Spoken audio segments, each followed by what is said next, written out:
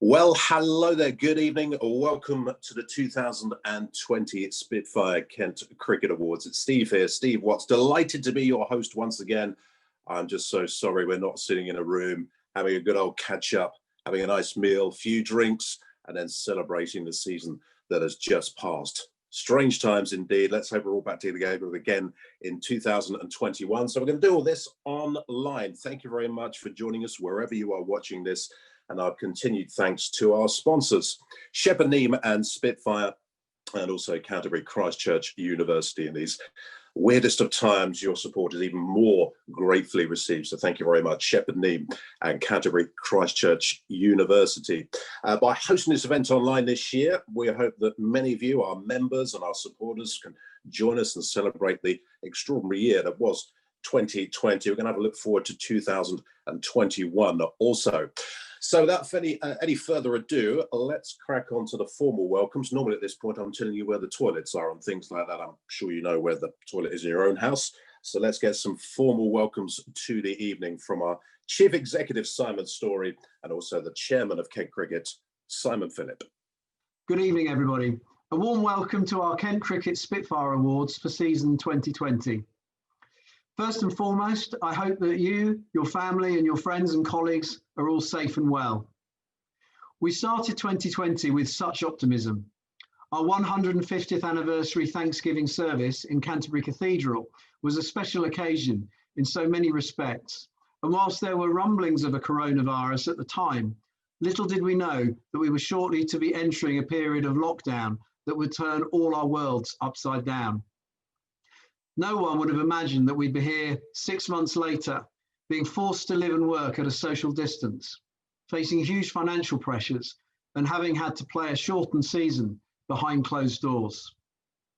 As the magnitude of the pandemic became clear, we did not know that we would get a season at all in England. But the England tours with Pakistan, with West Indies and Australia, and the women's tour when we hosted West Indies showed that this game could come together and get the game on. Across Kent, the community clubs have done an exceptional job with an amazing team of volunteers to ensure that our men, women, girls and boys have been able to play cricket across the county.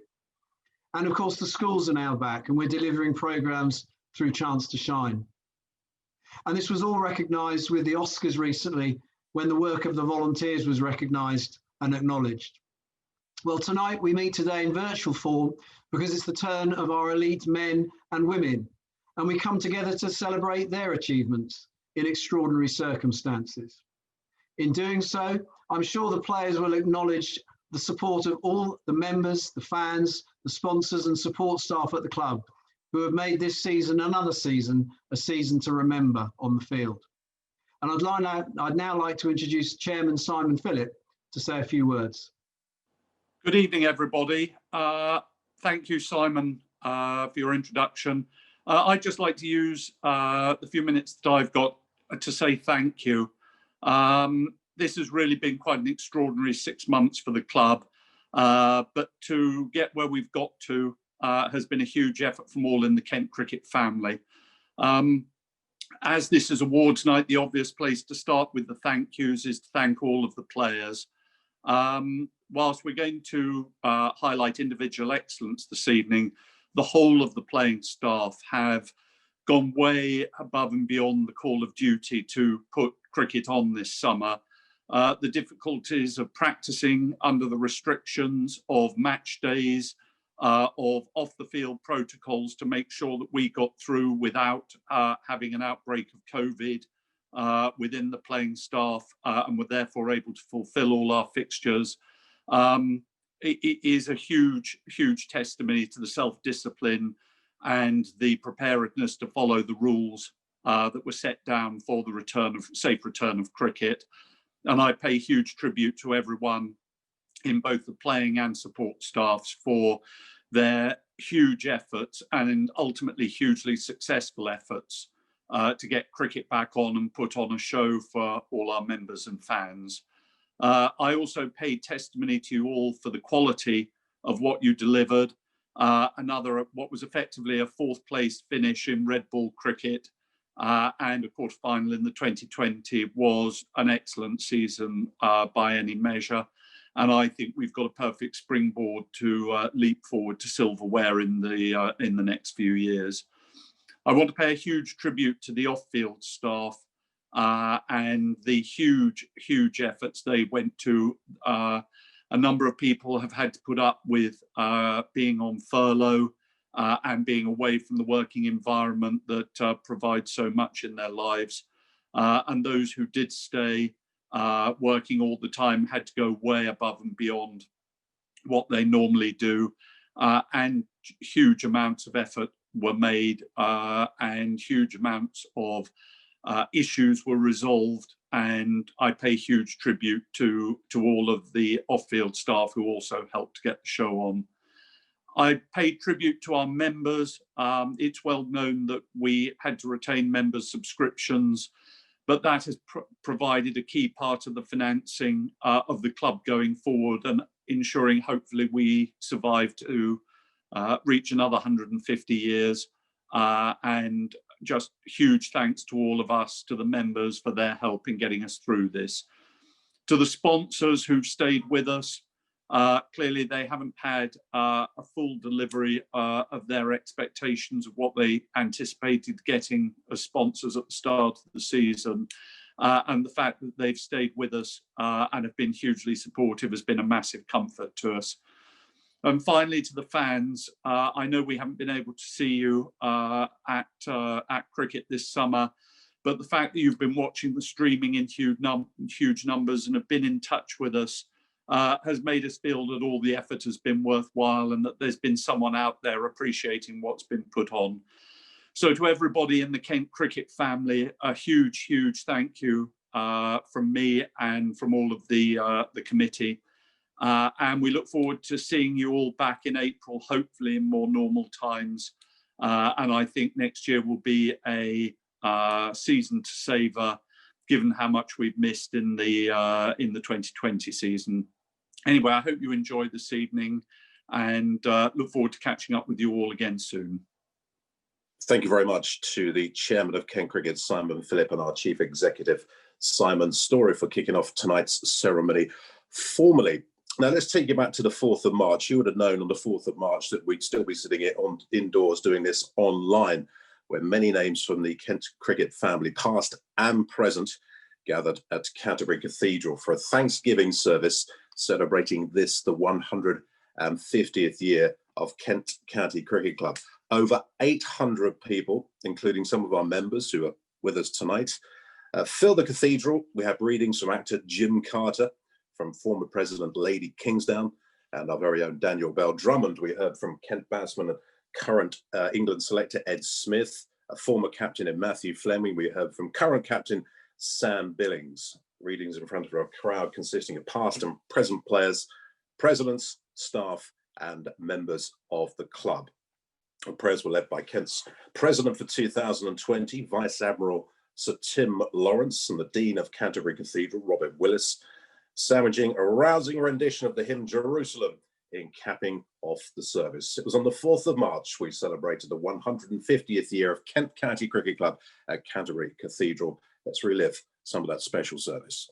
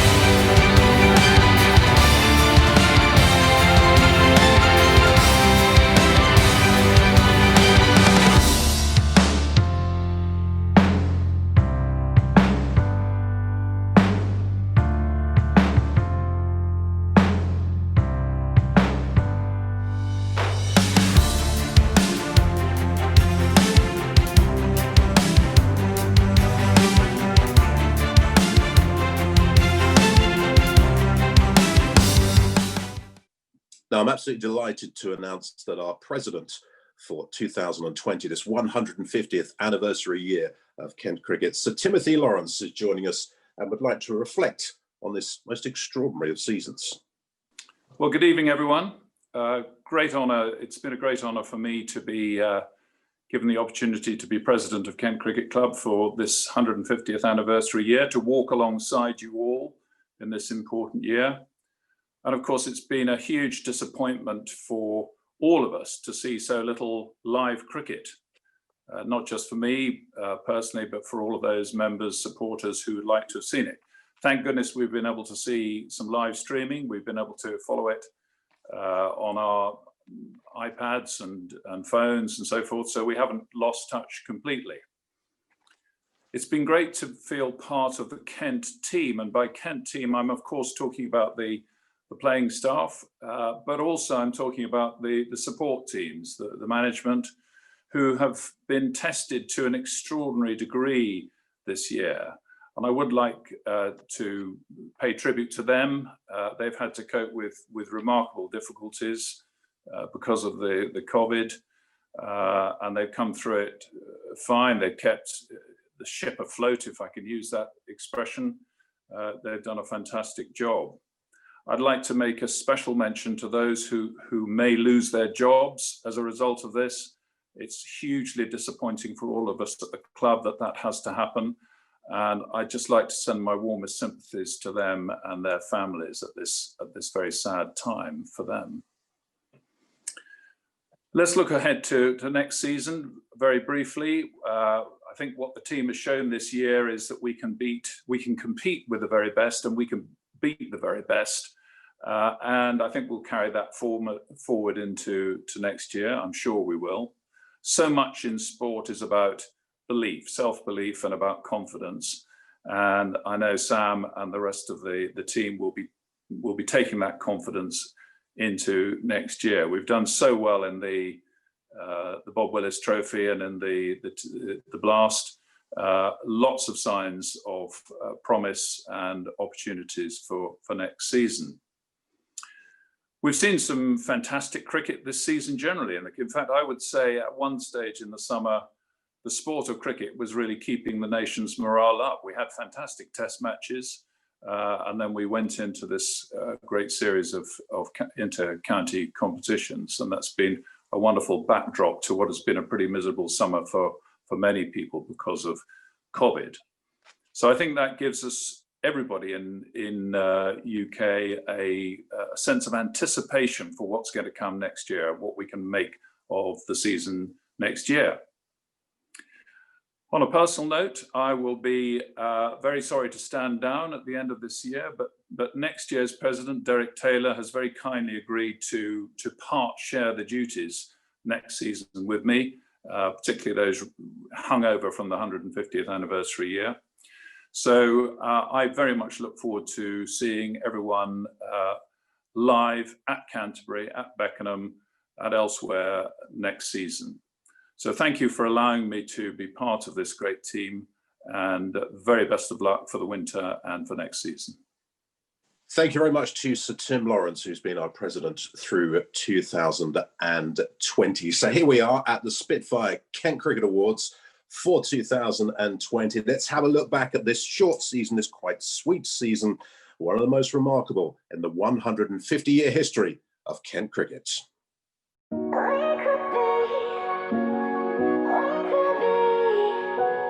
Sam Billings take a bow.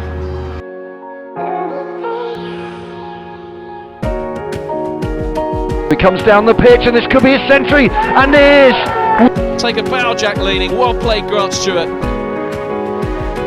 Floating in towards the leg stump, but that's gone. LBW. Oh, it's a direct hit as well, and he's out.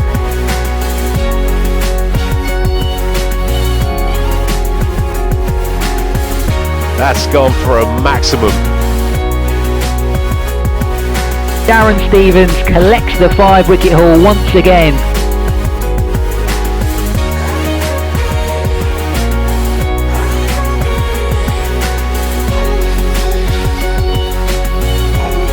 Billings goes big. This is high and handsome. It's going to go all the way.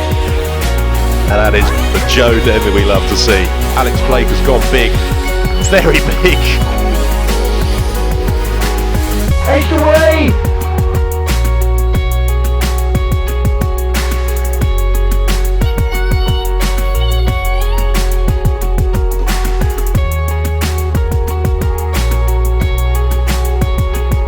Cometh the hour, cometh the Aussie.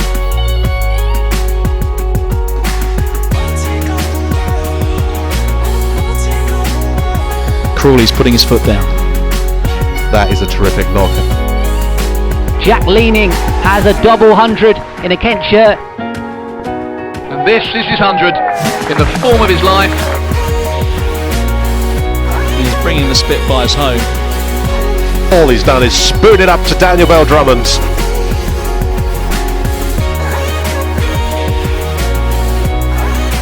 What a victory that is for Kent. They have stolen it at the end here.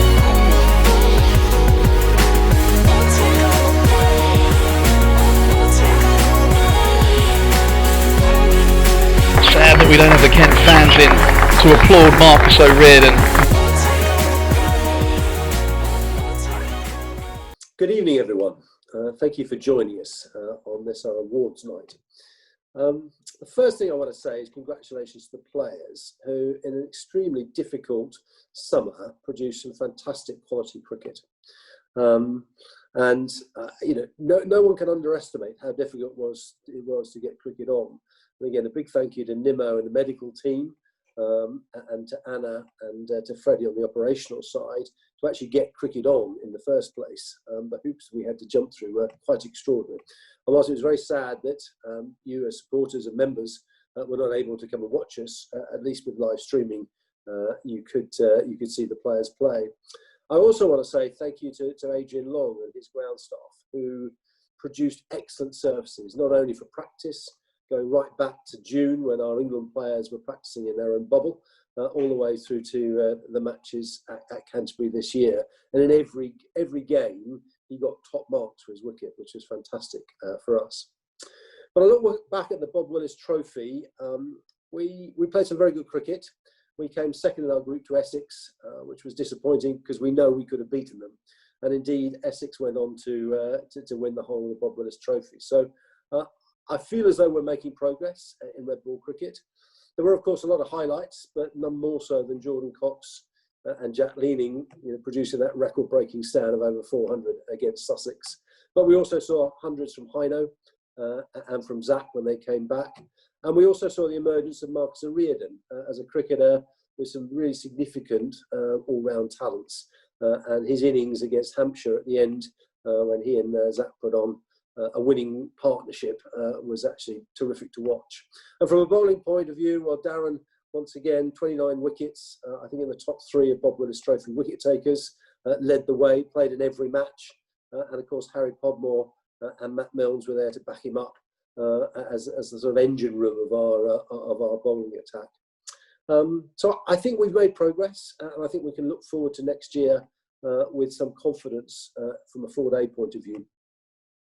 When we look at the T20, we qualified for the quarterfinals, which is a step further than last year. And getting out of the Southern Group is always difficult to do, but we did that, and we came up short against Surrey on their own patch, and they're a good side. So that was disappointing, but I thought that particularly DBD and Zach batting at the top were outstanding. You know, the best in the country in that power play. And the way in which an inexperienced bowling attack coped with the pressures and clearly visibly learnt during that process was terrific and can only stand us in good stead for next year. So where are we looking into next year? And the first thing to say is that we lose 4 players. So Sean Dixon, Ivan Thomas, Callum Haggett and Adam Rouse will be leaving us. Sean, of course, to Durham, and Ivan, Callum and Rousey are leaving the game. And we want to wish them every success. They've been terrific members of Kent County Cricket Club for a number of years, and we wish them every success. I'd like to welcome Nathan Gilchrist from Somerset, who at 20 years old, I think is an outstanding prospect as a fast bowler, and I'm sure he'll have a long and successful career with us here at Kent. So we'll go into next year with a smaller staff, 18 players for the Championship, plus Alex Blake on a white ball contract. It may be we won't have an overseas player next year. If the financial conditions demand, I would rather invest in this group of young players than go out and stretch ourselves with an overseas player. But we'll have to see. I think when sides come here, they look at us and see us as a side, as a good side. They respect us, and that maybe wasn't the case a few years ago. And that is always a benchmark. When other sides come and arrive at Canterbury, or we arrive there, they know they're in for a fight.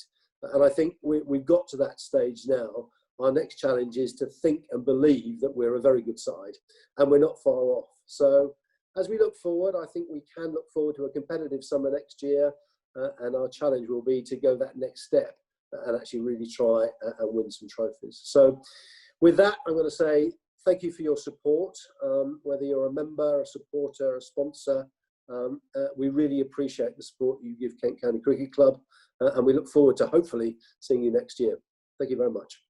It's time now to have a word with Kent's head coach, Matt Walker, who's going to join us for a bit of a chat, a look back at this season. Walks, it was short, it was pretty sweet quite a lot of the time. What are your reflections? How do you assess the season that we've just seen?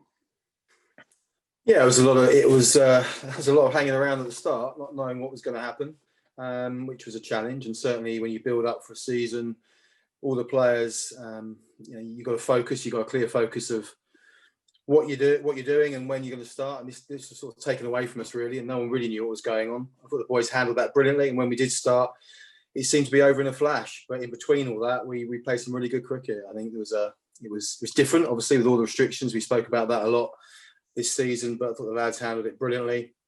And actually what came out of it was a really positive season. We were able to experiment a little bit, give people some opportunity that might not have got it in a regular season. And everyone took the opportunity brilliantly. I thought we played some outstanding cricket, starting with the Bob Willis Trophy. It was an excellent campaign, nearly got through to the final. But I thought there were some really good signs. We moved on. Our development over that competition, over those 5 games, was pretty significant actually in lots of areas. But I thought we played some brilliant cricket. And then onto the T20, we showed some really good signs of improvement, and got to a quarter final, which was a really outstanding achievement.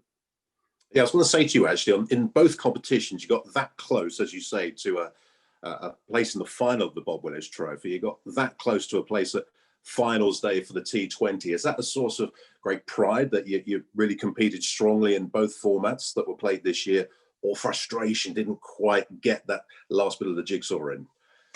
Yeah, I think a bit of both, Steve. I think we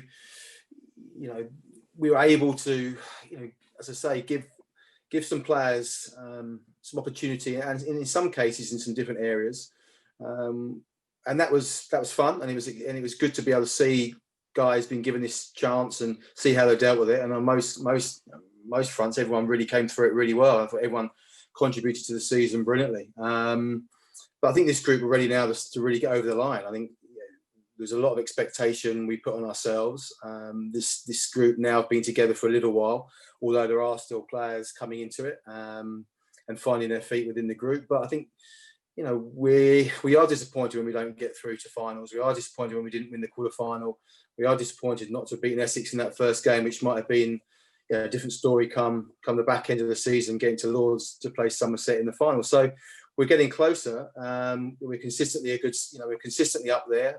We were 4th last year in Division 1. We were 4th overall this year in all 4-day cricket. Another quarter final. We are a very good side, and we're one of the best sides in the country. So the next challenge for this group, or all of us, is to go and win something. So I think now, with the experience people have gained over the last 2 or 3 seasons, and more significantly this season, where, to say, people, especially in T20, who have really had a real good sharp learning curve in that format, I think we're ready to really push on and try and win. But it's not that easy.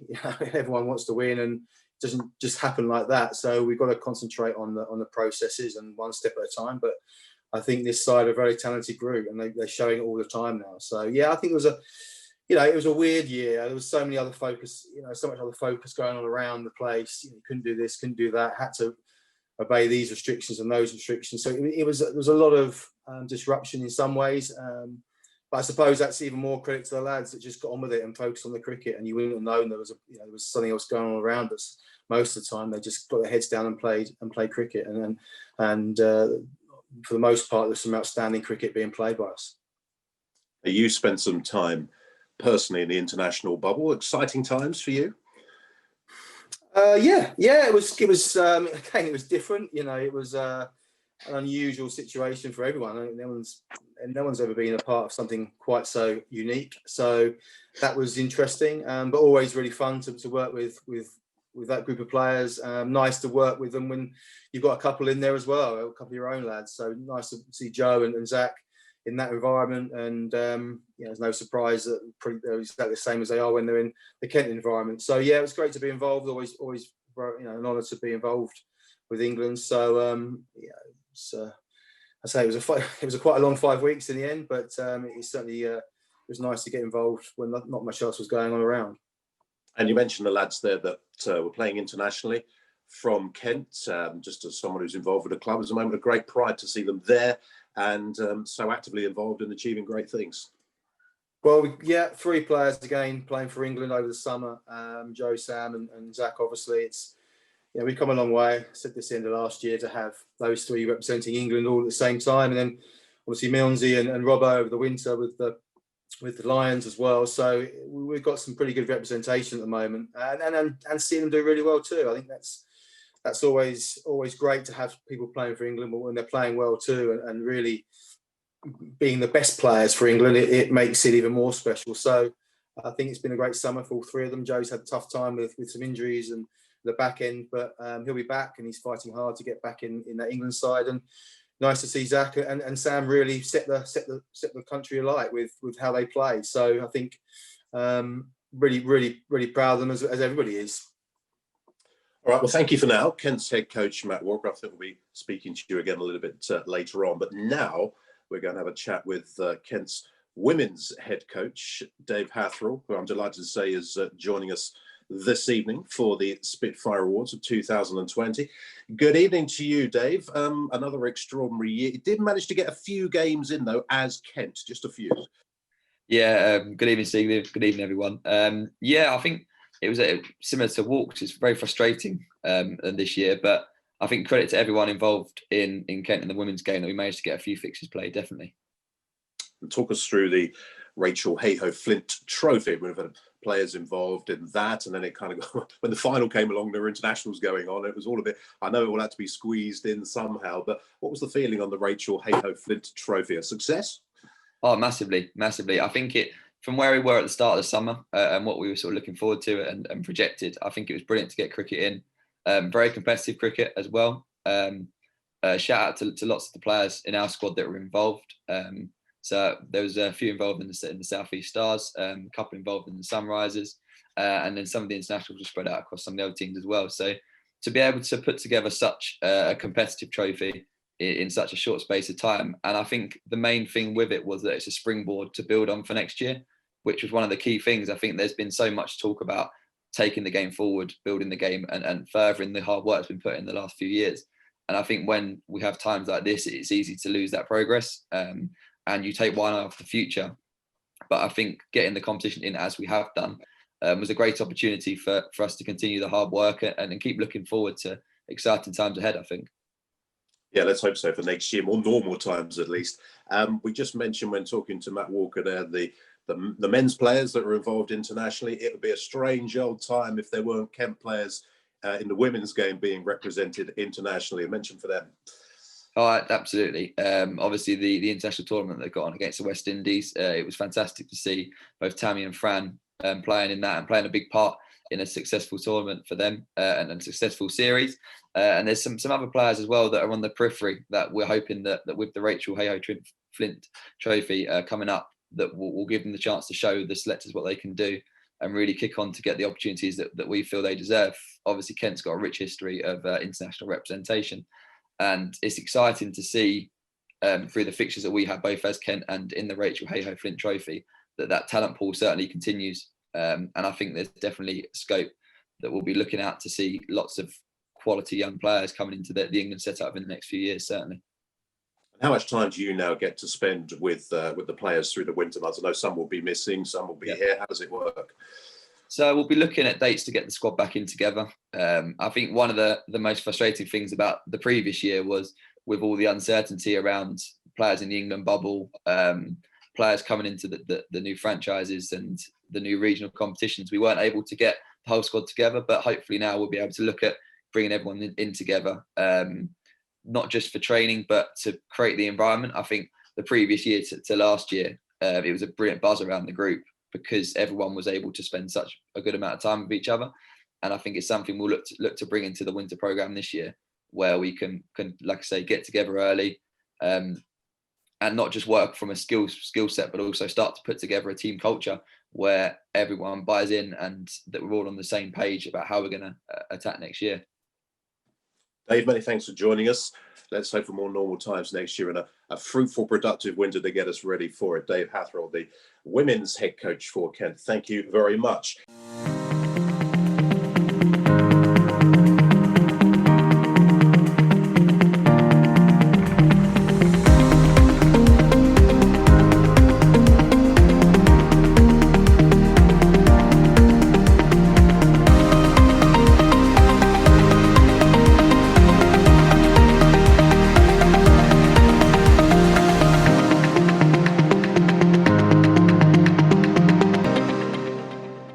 We're going to celebrate some debutants now from both squads, taking the opportunity to recognise the women and indeed the men who played their first match for senior teams this year. So the women's team, congratulations to Indigo Gentry, debutant in the Women's Championship. Same story, Megan Sturge, Sydney Gorham as well, and also Darcy Carter. If that's not the finest collection of names outside Hollywood, I don't know what is. So congratulations to those four. And another four from the men's squad who made their debuts in the senior team this year. Congratulations to Jack Leaning, who joined us and made his debut in the Bob Willis Trophy against Essex, as did Hamidullah Qadri. Same game, actually, same competition. Tim Grunwald's in the Bob Willis Trophy against Sussex, and Nathan Gilchrist also in the Bob Willis Trophy against Surrey. I think we're going to pick out. Here we go. We'll have a quick chat with Tim Grunwald, I think, if he's there. Tim, a funny old time to be moving to a new county and making your debut for it. Yeah, definitely unexpected in terms of, you know, moving to a new club and wanting to get going and you know, enjoy your first year. I had to wait a while to make my debut, but thankfully we got there in the end. Now, that you're a very experienced campaigner, I mean that in the nicest possible terms, a very experienced T20 player particularly. What did you make of the T20 performance of the squad this year? Yeah, really, you know, really exciting. A lot of good stuff, and the guys obviously, you know, we learned a bit along the way. It's been alluded to a few times, relatively inexperienced bowling attack, but I think, you know, as the competition went on, we obviously showed that we made great progress through the competition, and you know, it looks quite exciting going forward. With there being such a blank summer up until August, was it actually quite a good time to move, give you more time to settle in? Yeah, I've had, you know, pretty much a full year to run around Kent and get to know what Kent looks like and all the different spots. So, you know, I got to see a lot of the place and get around on that. Obviously met up with the guys in January, trained with the guys pre-season. We obviously got to go away. So it all felt very normal up until, you know, early March, and then things hit a bit of a stumbling block. But just good to get some cricket in the end and made it feel like, you know, a half normal season by the end of September. All right, Tim. Well, congratulations on the debut. We look forward to seeing plenty more, hopefully, next year.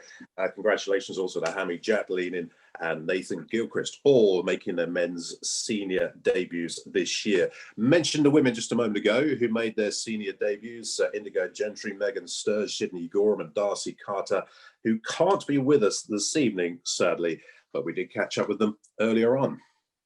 It was a great honour for me to receive my senior women's county cap this year. I felt very proud to be selected in the Kent women's team, following in the footsteps of some truly remarkable Kent players.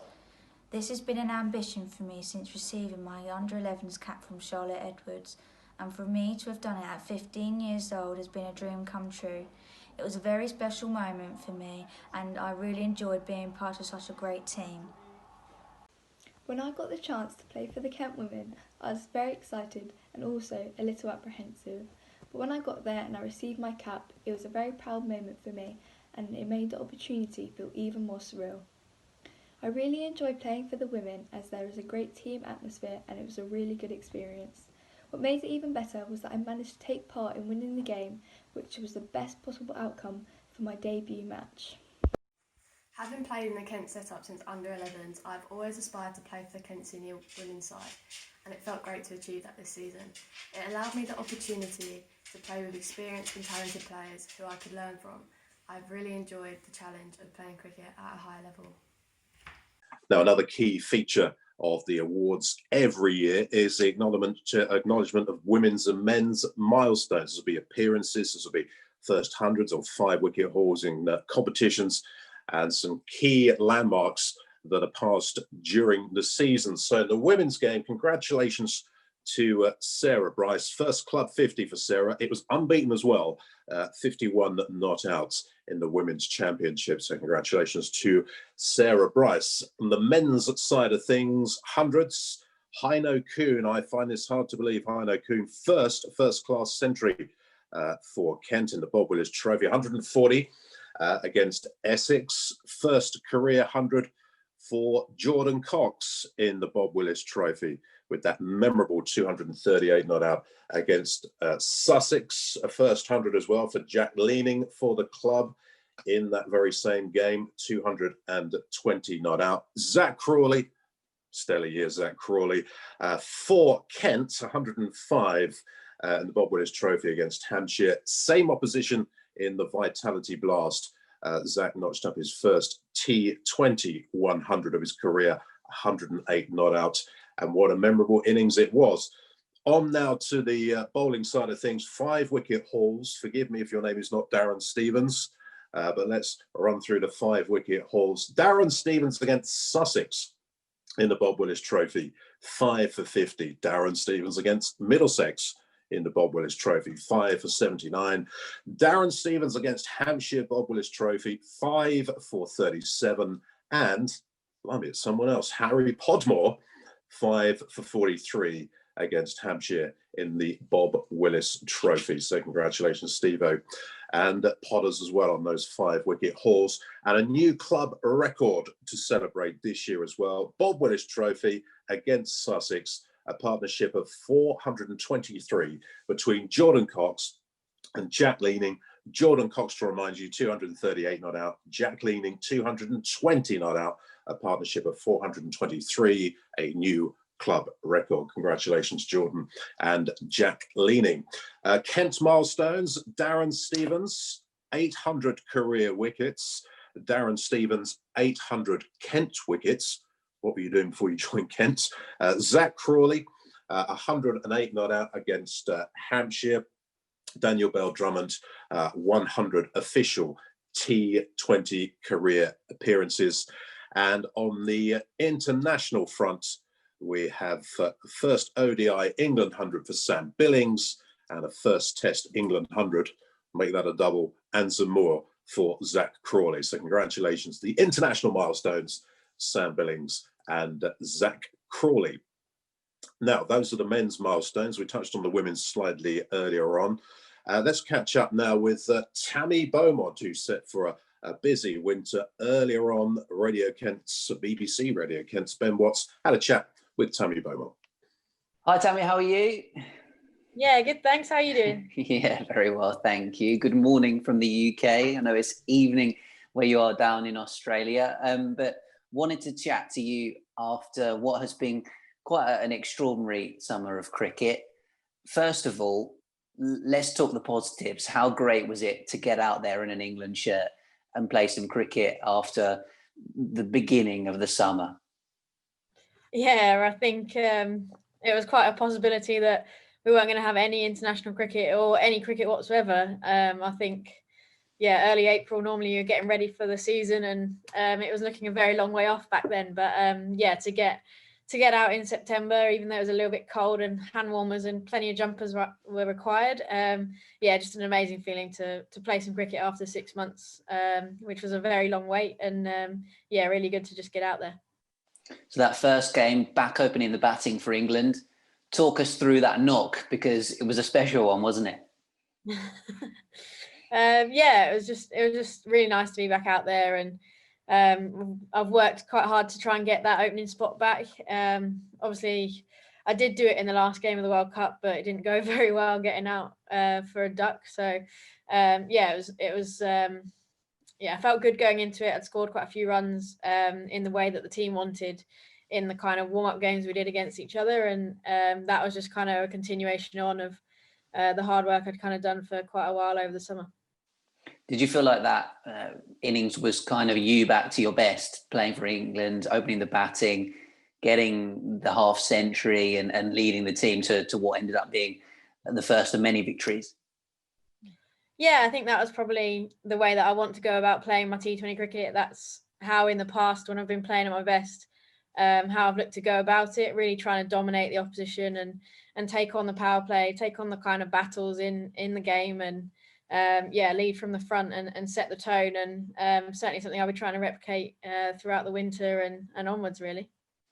And then we saw, of course, England win the series 5-0. And I think the thing that stood out for me was the fact that so often different people were top scoring in different games, and you had different players standing up with individual performances. And it just shows, I guess, how many match winners you've got in that England team now. Yeah, we certainly have. I think that's the real kind of good thing about the series that we had, was that, you know, we kind of won from anywhere. There was one game where we lost a lot of wickets for not very many runs, and then Catherine Brunt and Sarah Glenn put on a ridiculous partnership at the back end and got us up to a really good score. And I guess looking back, that's probably why I was really trying to nail my spot down this time, because we've got so many players that can fill each position that, you know, there really is competition for places. And, you know, a lot of good players didn't get a look in this summer, or maybe weren't playing the role that they wanted, and things like that. So yeah, it's a real kind of credit to the depth we've got at the minute.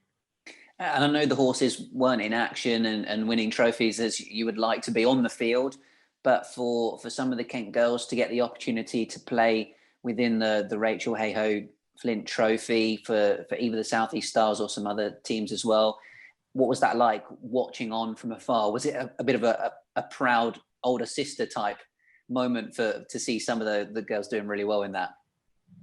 Yeah, I think it was great to see so much representation of the Kent girls across a number of the teams in the Rachel Hayhoe Flint Trophy. Yeah, for so many of the girls to be picked up and be playing, you know, professional cricket for the first time, I just think it's brilliant. And unfortunately, I was obviously in the North Group, living in Loughborough, and yeah, choosing to play for Lightning. So I didn't get to see them actually play too much, but I saw a few of them on the live stream and really representing the county well. So yeah, incredibly proud as captain, and yeah, like I guess you say, older sister to some of them. So yeah, it was great to see. And for yourself and what's coming up, chat to us a little bit about why you're currently in Australia and looking forward to representing, I think it's your third team, is it now, in the WBBL? Yeah, to say I'm someone who's very loyal, it's not great to move around 3 teams, but yeah, I'm over here doing quarantine at the moment, 14 days in a hotel room, not even allowed out for a walk or anything. Everything's dropped at the door, literally no contact with anyone. But yeah, I'm here doing that to be part of the Sydney Thunder in the Women's Big Bash, which is taking place in Sydney over the next couple of months. And yeah, it's just a great opportunity to get out and play a lot of cricket in quite a short amount of time. And yeah, it was kind of an opportunity I couldn't pass up, really. So that's all taking place in Sydney, isn't it? So which grounds that going to be happening at, or is it a couple? Yeah, so we're based at the Sydney Olympic Park. So that's kind of our hub, and that's the bubble that we'll be in. But there's a number of grounds that we'll be playing at, I think. Blacktown, Sydney Showground, Drummoyne Oval, Hurstville, and North Sydney Oval. So it's across quite a few grounds, because obviously there'll be 8 teams there, and lots and lots of games. So yeah, hopefully the wickets won't tire too much for someone like me who wants a good wicket to bat on. But yeah, I guess we'll see. So how does someone prepare for a Big Bash tournament when you're stuck in your hotel room completely by yourself for 14 days? What's that like? Are you okay? Are you still with us? Yeah, I'm doing okay. Obviously, I'm with 5 other England players, so we've got our own little WhatsApp group where we're trying to keep each other going. I'm in charge of writing a quiz for tomorrow night. Hopefully, it will be a bit of fun. But we've also got a treadmill and lots of gym equipment to keep us going, and we're having to be a bit creative about how we can kind of keep things like our throwing workloads up, and lots of rotational exercises that hopefully get the batting muscles nice and strong so we don't come out and just break down within the first week. But yeah, going okay. I found a new hobby of like paint by numbers for adults. So I've done a couple of paintings, but everyone thinks I'm clever and drawn it, whereas I haven't. But I've also probably finished Netflix. So any recommendations, please feel free to send them over because I'm out of ideas. There you go. Any recommendations for Tammy, pass them on. Well, thanks very much for chatting, Tammy. And I'm sure it'll be no time at all before you're out that hotel room and back doing what you love and playing some cricket. Thanks for chatting to us. Cheers, Ben. Ben Watts from BBC Radio Kent chatting to Tammy Beaumont. Let's have a chat now directly to Tash Farrant. Tash, good evening. Lovely of you to join us. Tell us a bit about that strange, very short season then. Yeah, evening everyone. Great to be here, even though virtually.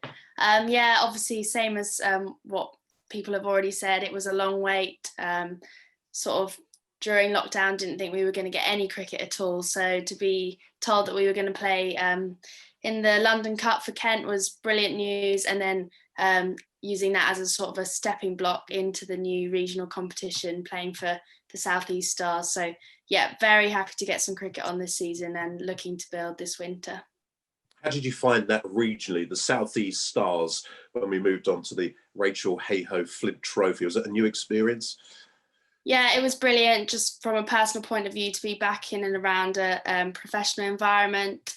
And yeah, really nice to have some of my Kent teammates who I've been playing with since I was probably about 8. And then obviously joining up with the Surrey girls. It was a brilliant experience. We weren't so happy with how we performed, but we've got huge potential in quite a young squad. So the new regional competition, yeah, it was great and it will be brilliant moving forwards. Did you see plenty of reasons for optimism there going forward from that competition? Yeah, definitely. I think it reflects the Kent squad as well. We're we're a young team, young squad, but at some points in the tournament, people put their hands up and show what they can do. So yeah, lots to look forward to moving forward with Kent and both the South East Stars. Winter plans for you? What do you do from here on in?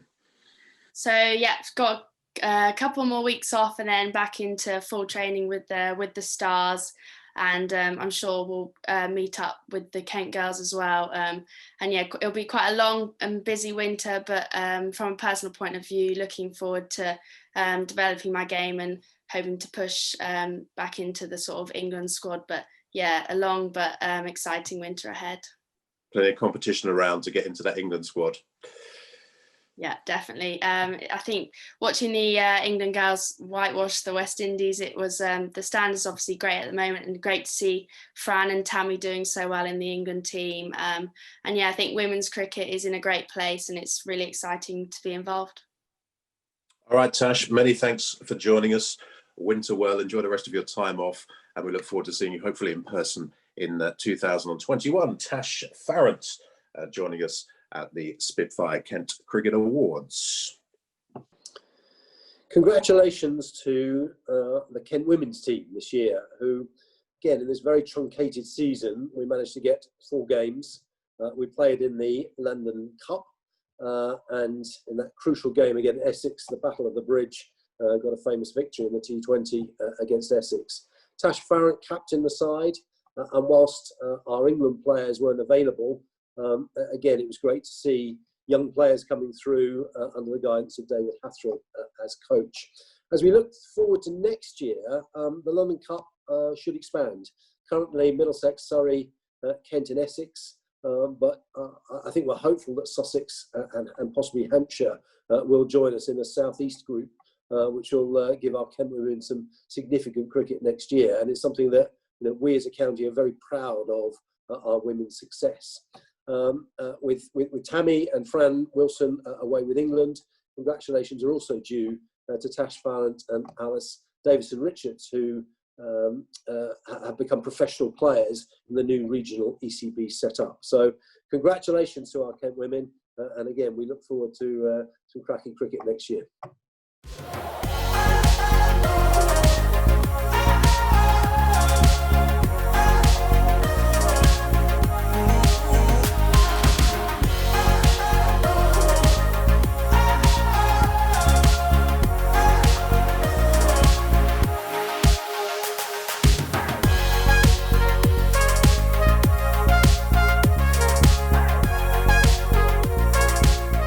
Now, time to welcome Canterbury Christchurch University Professor Mike Weed, Pro Vice-Chancellor, Research and Enterprise. Good evening and welcome everyone from Canterbury Christchurch University to the Kent County Cricket Awards. As well as being Pro Vice-Chancellor at the University, I'm also Senior Lead for Sport, so I'm absolutely delighted to be here with you this evening. Canterbury Christchurch University is proud to be the longest standing sponsor in women's county cricket. And of course, we're particularly proud of the achievements of Kent women during our long involvement, both as a team with all those county championships and as individuals with national team honours. Our goal for our sponsorship is that it will inspire women and girls to aspire to achieve their dreams in sport, but also in life. And so I want to tell you a little personal story. Last year, my wife and I brought our daughter Josie to one of the T20 Blast evening matches. She had a whale of a time. It was a last over finish, and she met and had her photo taken with Victor and even had a little cuddle back when you could cuddle. On a trip to the cafe, she also noticed one of the pictures of the women's team. "Daddy, that's your university," she said, pointing at the logo. She'd seen the shirts, of course. I explained we sponsored the women's team, what sponsorship was, and that cricket was a game for everybody, girls and boys. So moving forward to this year, during lockdown, Josie's school asked the pupils to make a video promoting one of the school's sports. Josie's choice, not prompted by us, was cricket. And after some demonstrations with our quick cricket set, she asked to film a piece direct to camera. Again, she did this off the cuff with no prompting from us. She said that when she could walk into school, and again, remember this was during lockdown, so she wasn't going to school at that time, she loves walking past the cricket pitches because she daydreams about when she's older and she'll be able to start playing cricket. And then, specifically, she said because cricket is for girls and boys and Kent have a women's cricket team. That, for me, is inspiration. It's how aspiration starts, and it's the reason we're proud to sponsor Kent Women's Cricket. I hope you all enjoy this virtual event, and I look forward to smiling with you all as we celebrate the achievements of Kent women with you all this evening. Now let's have a chat with Alice Davison-Richards. We're going to chat to Alice about next year as much as anything else. Alice, if you are there, how much are you looking forward to 2021? I am here. My camera's just not working, which is a bit of an issue. But yeah, I am really looking forward to getting into 2021. As Tash and everyone said, 2020 was a bit of a nightmare, but it's quite nice to look forward to getting into stuck in 2020, 21. We say it's a bit of a nightmare, and we all understand exactly why you would say that, but how good to get some cricket on at the end, because there was a time around about May, I reckon, that we were sitting there thinking, will we see any cricket at all? If anything, it just made you actually appreciate being able to go out there on the field with your mates and actually enjoy cricket and appreciate it for what it is. Whereas in previous seasons, you just kind of get stuck in, you keep going. Whereas actually you got, because there's such little opportunity to get out there, when you did go out there, it was just such an enjoyable experience. And looking forward to next year, I'm sure one of the things we'd all like is to be playing in front of a crowd. That to one side, what are the big targets for 2021?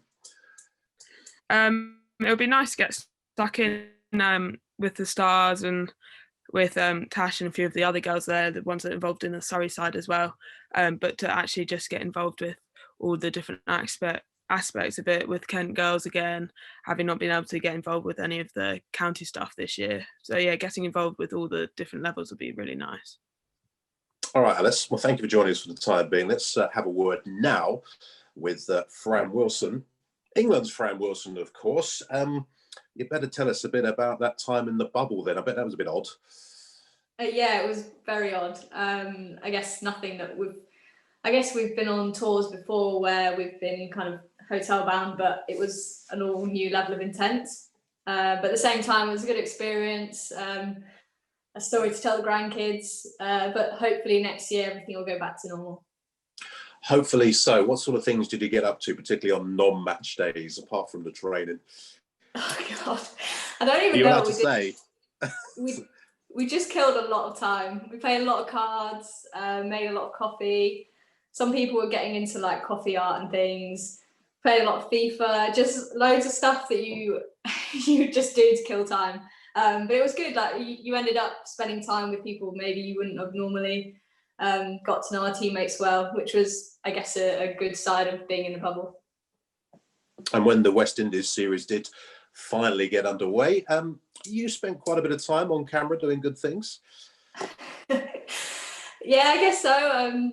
Obviously, 2020's it's great for me in the field. I love to be involved, whether that's on the boundary or in the ring. A bit frustrating from a batting point of view. I'd like to have a bit more impact on games. But yeah, I guess moving forwards this winter, just kind of working hard on certain areas and moving forwards, hopefully I can get those opportunities.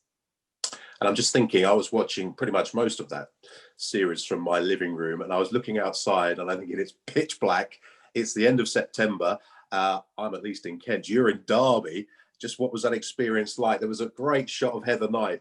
I think it was on the last T20 International. Absolutely freezing she looked, but she wouldn't put a jumper on though. No, classic Hev. Yeah, no, it was very, very cold. Like we would be walking to the games thinking it is actually winter when we're playing cricket. But it was, yeah, again, a new experience. We had lots of hand warmers, hot water bottles.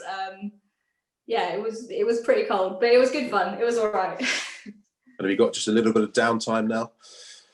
Yeah, we're just on time off at the moment. We're back in training in a few weeks. I'm currently at my parents' house. I'm babysitting the dog because they're away. So yeah, I'm kind of keeping busy. And it's nice to have a bit of downtime, but also really looking forward to getting back to training.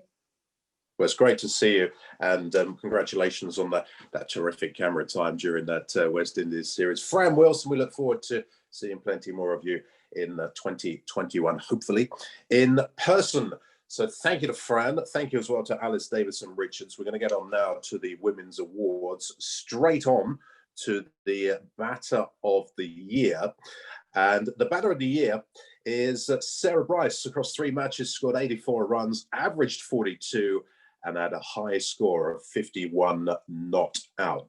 Sarah can't be with us this evening, but we did have a catch up with her earlier on.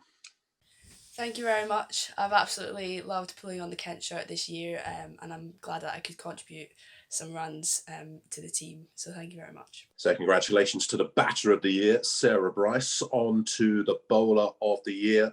3 matches, 5 wickets, an average of just a smidgen over 12.5, and best figures of 3 for 17. The Bowler of the Year is Megan Belts, someone else we caught up with a little bit earlier on today.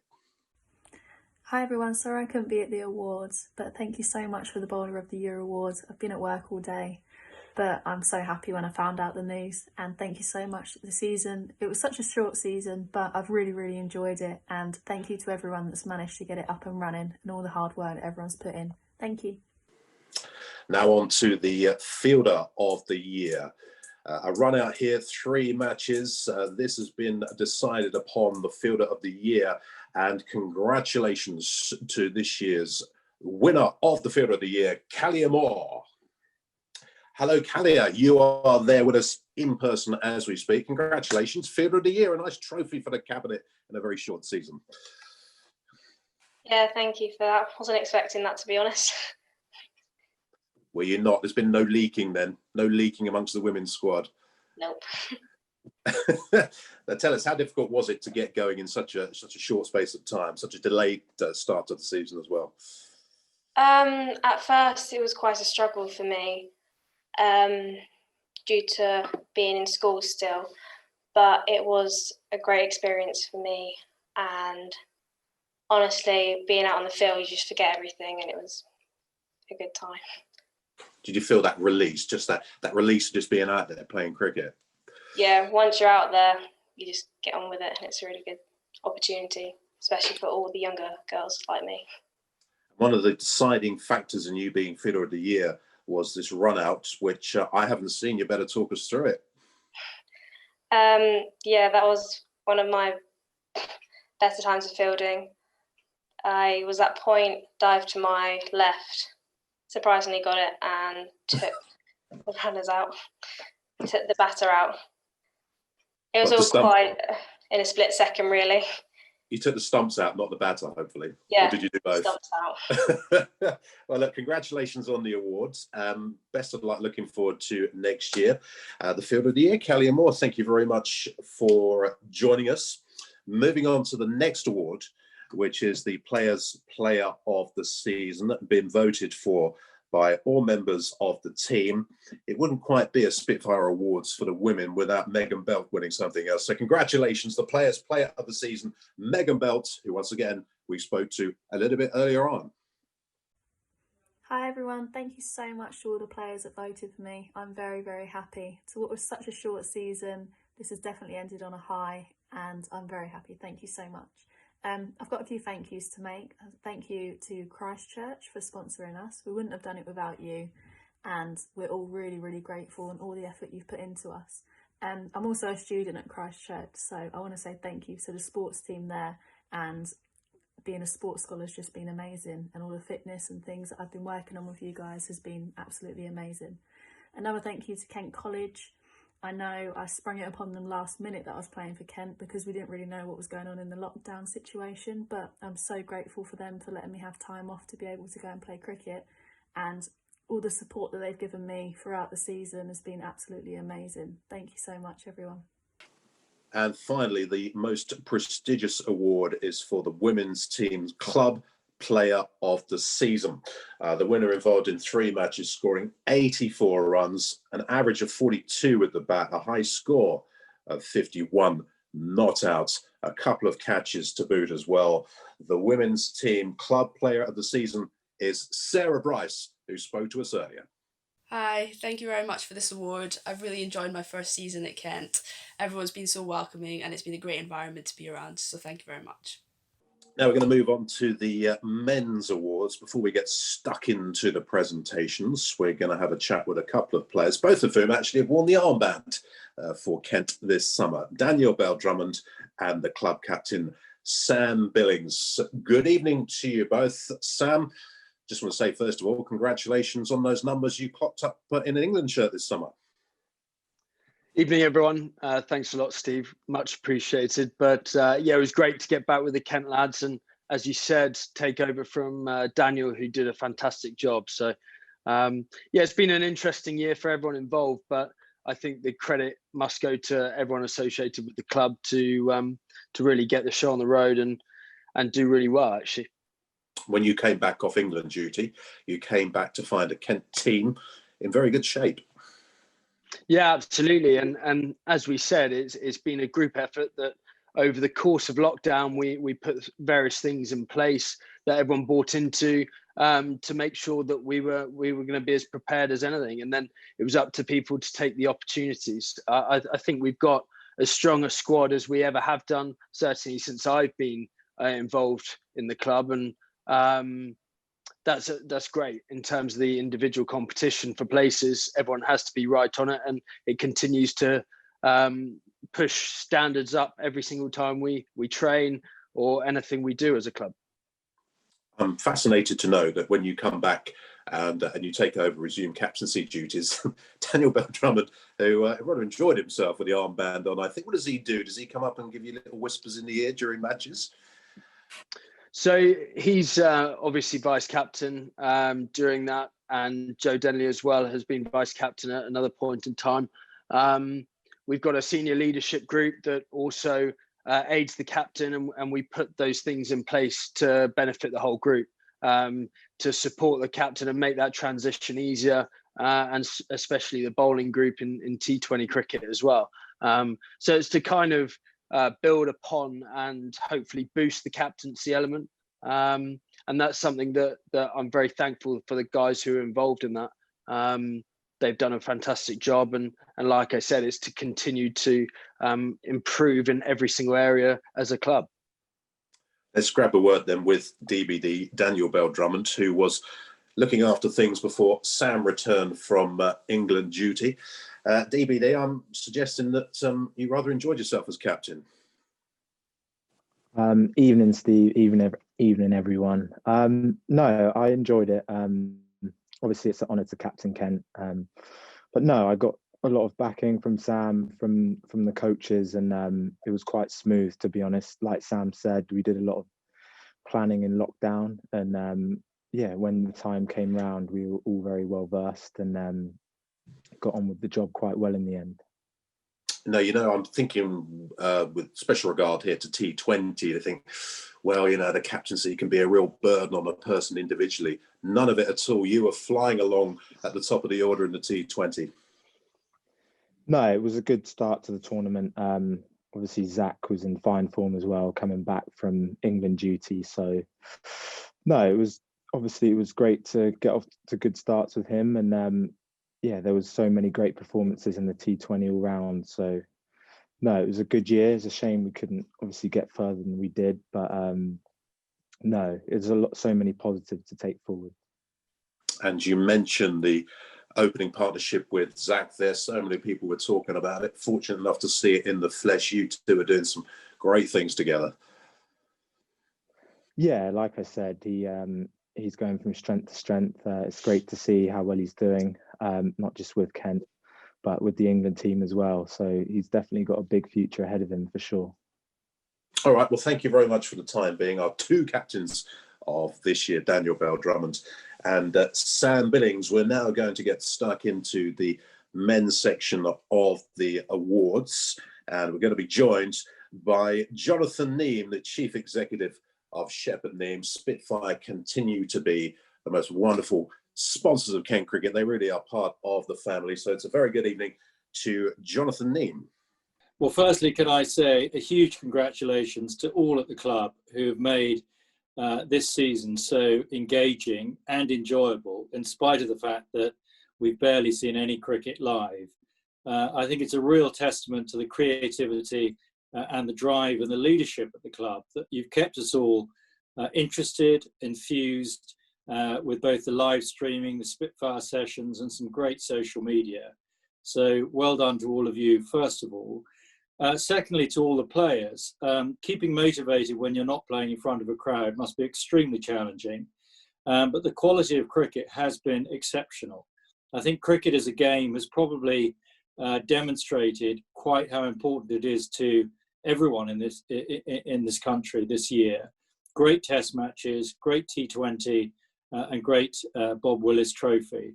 I've thoroughly enjoyed it. I've been found it extremely stressful running our business at this time, but have found many moments of great relief in being able to indulge my passion with cricket. So a huge congratulations to all at Kent Cricket. I'm sorry that the 150th year has not been what you may have anticipated, but I still look back to that memorable occasion at Canterbury Cathedral at the beginning of the season. And I hope that as we get back to hopefully normal cricket this time next year, we can continue to celebrate the remarkable achievements of Kent over many years. For this particular year, it's my great privilege to announce the Spitfire T20 Player of the Season. And this year's Spitfire Player of the Season award goes to a player who's performed consistently at the top of the order over many years and throughout this season, producing many important performances in key games. And the winner is Daniel Bell-Drummond.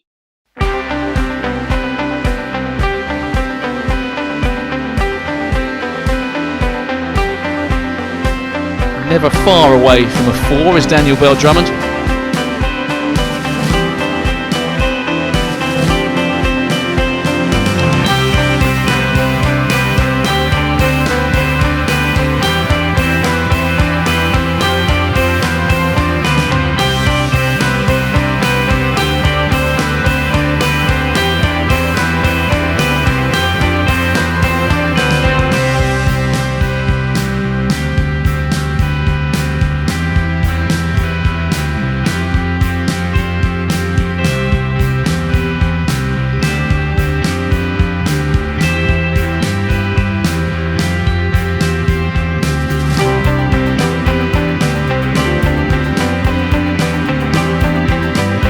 Daniel Bell-Drummond baseballed it for 4.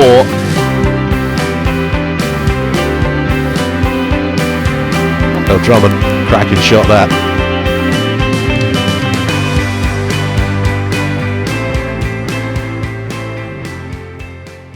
Thank you very much to Jonathan Neem, and our, as ever, grateful thanks to Shepherd Neem, to Spitfire, our principal sponsors at Kent Cricket.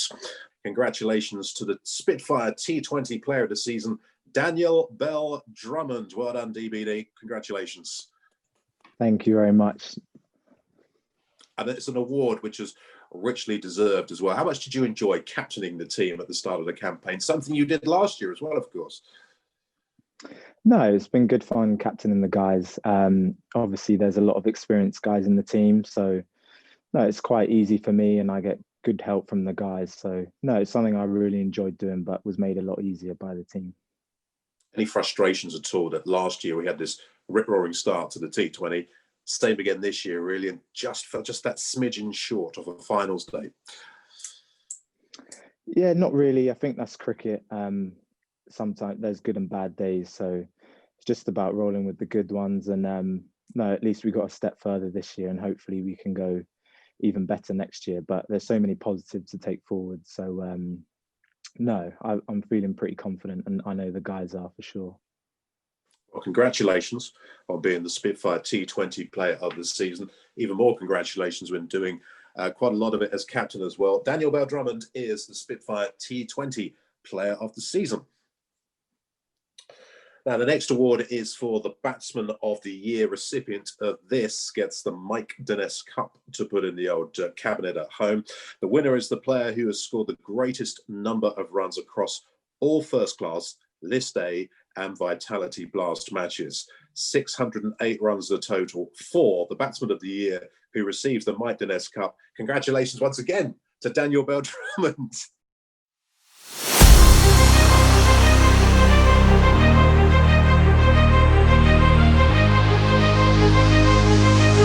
Lovely shot from Daniel Bell-Drummond.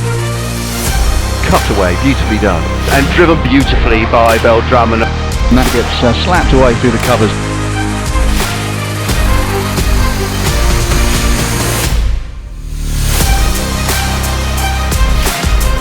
That's a fine shot from Daniel Bell-Drummond down the ground. That's punched away again by Bell-Drummond.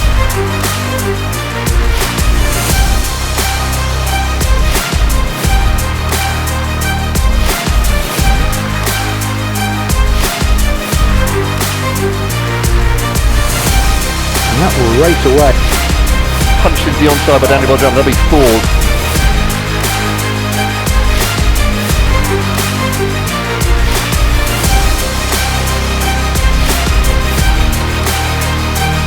And that has been slapped away for 4.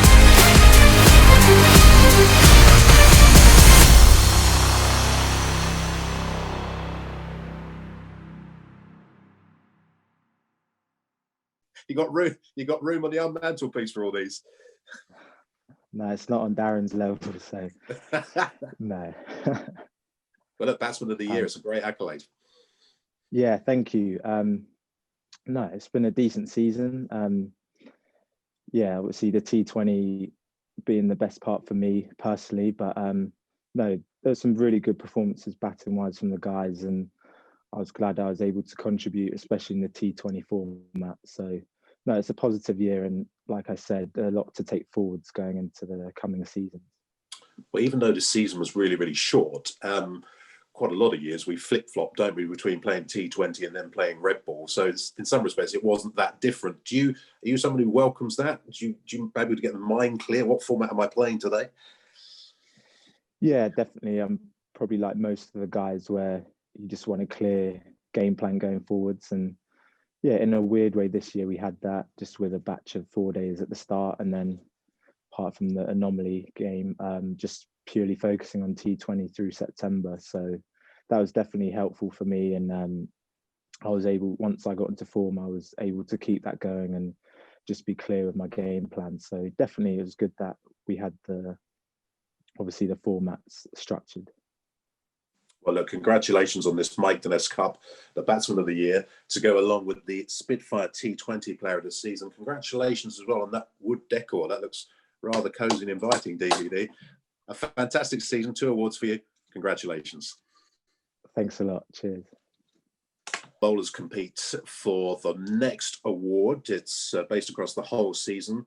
Wickets taken, the defining statistic for 29 wickets at an average of 15.58. The bowler of the year is Darren Stevens. Congratulations, Steve-O. That's it, that surely is out. Edge. Oh, there's a wicket. And it's high no good with the catch, and it's Darren Stevens who has got the breakthrough for Kent.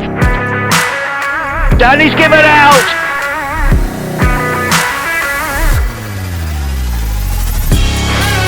He's given out. The Sussex skipper is on his way.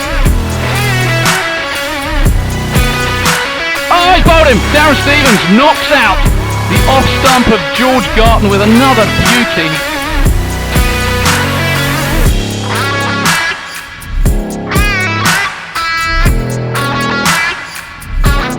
That is 5 wickets for the 44-year-old Kent stalwart. 5 for 48.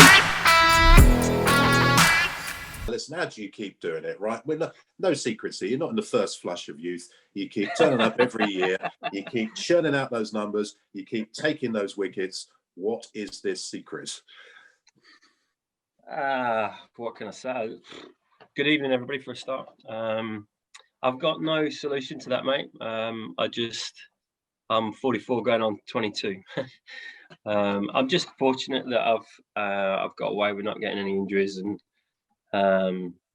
you know, this young bunch of lads that I keep playing with every year just keep me going, keep tipping me over, and obviously keep taking my catches.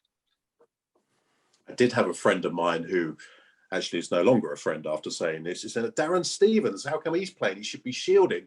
I mean, I thought that was an unnecessary, cruel jibe. It's one thing keeping your fitness. It's one thing keeping your skills up. What about desire? Keeping that desire every single year?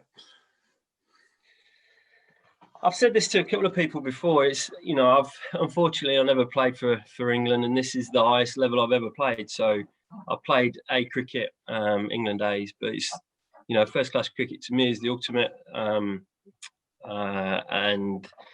you know, every time I get across the rope, it's that, you know, like I say, I've never played any higher. So for me, that's the highest level I've played. And you know, I just keep wanting to win games and try and win games and take wickets and get runs. Well, try and get runs. And but the big things, you know, winning games for Kent for me is the ultimate. And when players get to a certain age, can I say, you tend to think, well, how many more years has this guy got in him? How long is he going to go on for? New contract. I don't see any reason why there aren't a good few more years in you yet. And I mean years plural. We'll see. We'll see. These niggles are getting a little bit sore each year, but if I could keep trying to get the weight off, you know, and look after my knees a little bit longer, who knows? We'll see what happens. Let me know the secret if you keep the weight off, will you? Congratulations on being my knees are shot as well. Don't even do any bowling. Congratulations to the bowler of the year, 29 wickets, Darren Stevens. Thank you very much for being there. Now on to the fielder of the year, who, as always, receives the Alan Elam Cup. The award winner selected by the coaches based on all-round fielding skills. The winner this year with 8 catches, goodness knows how many runs saved in the field, 2 run-outs, is Jordan Cox.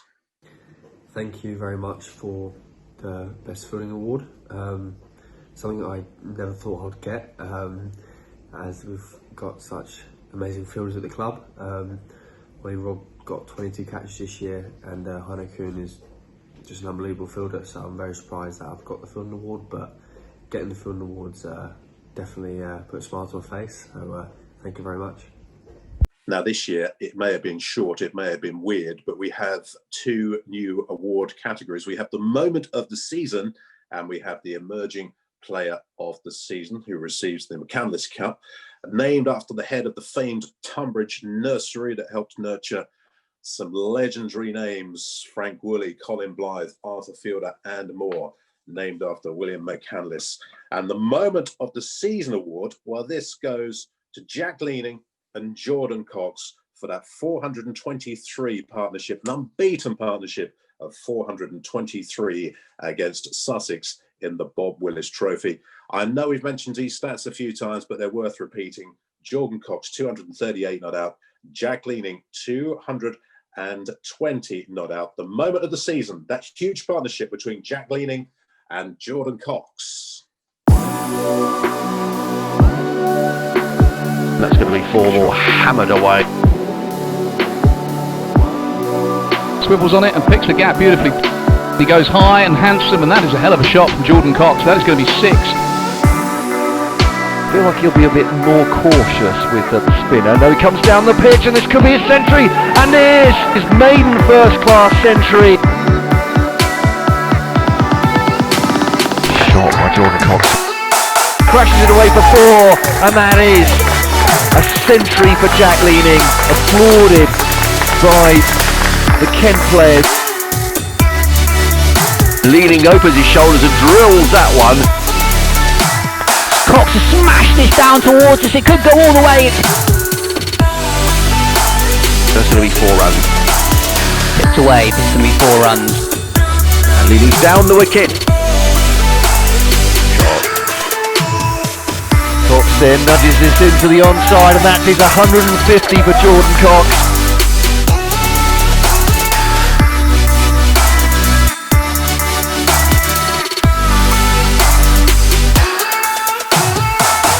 Jordan Cox has reached that milestone. Arms aloft, he salutes his teammates in just his 5th first-class match. The 19-year-old has brought up 200. Jack Leaning has a double 100 in a Kent shirt. Thank you very much for the award, and I'm sorry I couldn't be there. I've asked to do a few words on what was it like batting with Jack to get your record-breaking partnership. So, just like to say that Jack was amazing. He was like looking after his younger brother. He got me through all the tough times, like when I was on 90 and 199. So he got me through those times, which I was very nervous, as you can imagine. He was really cool-headed, and when he got to the 199, 99, I was a bit, I didn't know what to say to him, so I definitely wasn't much help. But he's fitting in with the blokes tremendously. He's a great role model, and a lot of people want to be like him. I can imagine 2021 I'm hoping will be a great season for both of us, and I'm hoping we can get another partnership like that. Hi guys, just a quick message from me to say thanks very much for awarding me and Coxie the Moment of the Year award. The game was great fun, it was a great partnership, we had a lot of fun batting together, and hopefully there's plenty more performances like this to come for Kent between us in the years to come. Cheers. Now, the next award is for the Emerging Player of the Year, and this goes to a person whose stats read 216 runs at 43 and 8 wickets at 31. The Emerging Player of the Year is, and congratulations to, Marcus O'Riordan. Well done, son.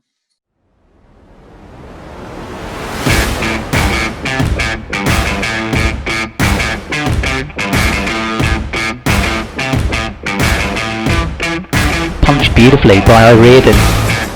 Whips this away leg side, O'Riordan, aggressive stroke. It's going to go for 4.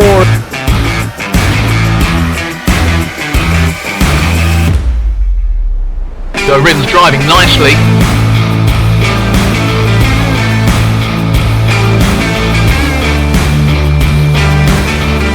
Flicked off his pads by O'Riordan.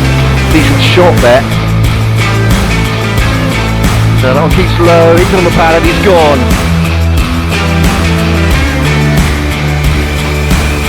Goes again on his 50th. Glad that we don't have the Kent fans in to applaud Marcus O'Riordan. Thank you very much. Thank you.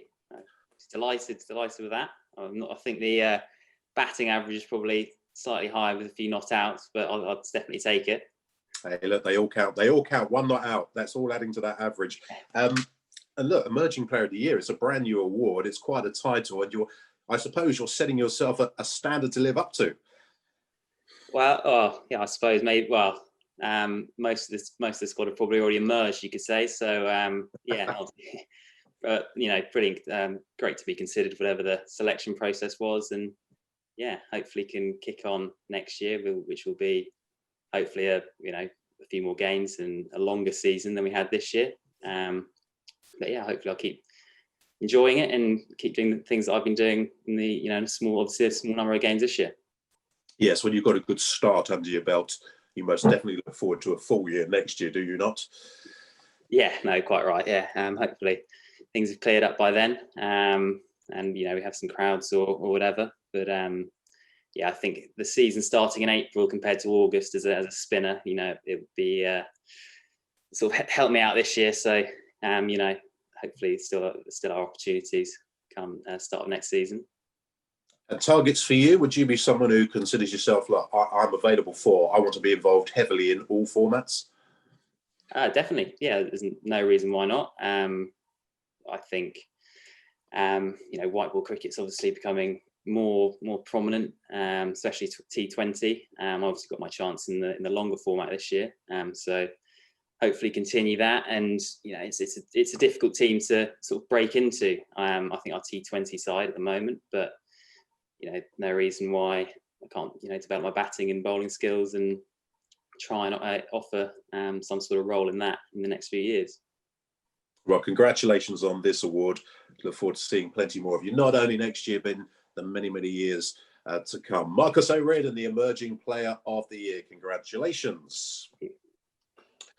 Now, penultimate award of the evening is the Players' Player of the Season, which has been voted for by all members of the team. And for the second consecutive year, the winner of the Players' Player of the Season is Zach Crawley.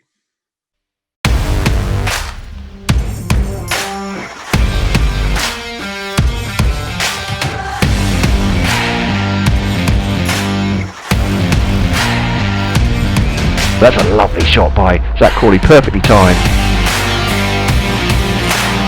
And that's going to be 4 runs back past the bowler. He absolutely nailed that.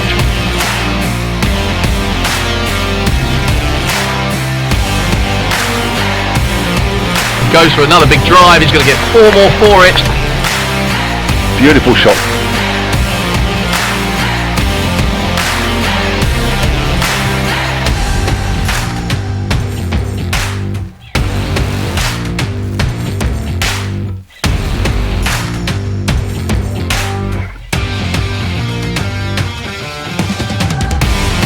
Pulling. This is his 100. Fantastic effort from Zach Crawley in the form of his life. Thank you very much for the award. It's a great privilege to win Players' Player and get the votes from the lads, especially because quite a few of them had great seasons themselves. So I appreciate all the votes, and I hope everyone is well, and I hope you all have a great evening. And congratulations to everyone else who won awards tonight. All the best.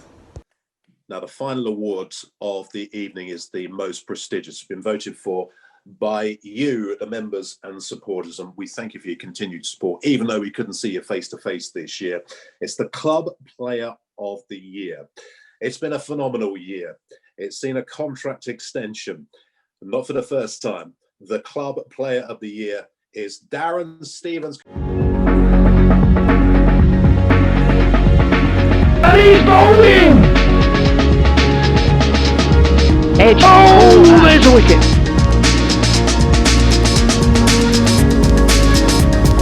So there's another big shout for LBW here, and he's gone. Stevens has his 4th bowling, and he's gone. Sam northeast. Oh, it's out. It's fallen straight. He has fallen.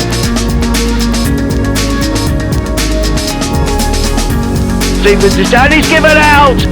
Stevens in and bowls wide. Oh, Clark going to dip of that, and he's caught behind. In comes Darren Stevens for the last over 14. Bowls to Ben Brown. He's into the pad. He's given out. Congratulations, Steve. That's another award for that massive trophy cabinet. You're going to have to get a new one. Yeah, well, they're they're in my kids' room at the minute with toys hanging out. But listen, seriously, this is the one that comes from the members. This is the one that comes from the supporters. And this year they haven't been able to join us. They've watched streams, they've watched us online, they've had to read reports. How much does this award mean to any player, particularly yourself? Oh, it's a huge honour. Firstly, I just want to thank them all. You know, it's been a tough year for all, and you know, people wanting to come and watch cricket and not being able to, but sitting behind a computer screen's not everybody's first choice. So yeah, huge thanks to everybody for voting for me and for supporting the boys. But yeah, it's a massive honour, and I'm really proud. As you should be. Did you miss those crowds this year? Yeah, I miss walking around the boundary, just giving them a bit of a nudge. You know, don't forget about the end of the season vote. You know, usually it's worked in the past, but no, look, yeah, it's the first game when we rocked up at Essex, and it's usually a real way. It is a tough place to go play, but it doesn't help with the crowds there. And rocking up there this year with literally nobody but ourselves sitting in the crowds was a bit weird and odd. But you know, when you walk across the ropes, it's a different ball game.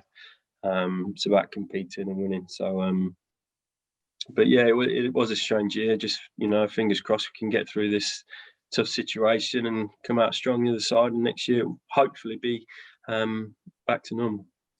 Was it a little bit of a help in some places then? Some of these away grounds, you mentioned Chelmsford, to actually have no crowd in there giving you a bit of elbow.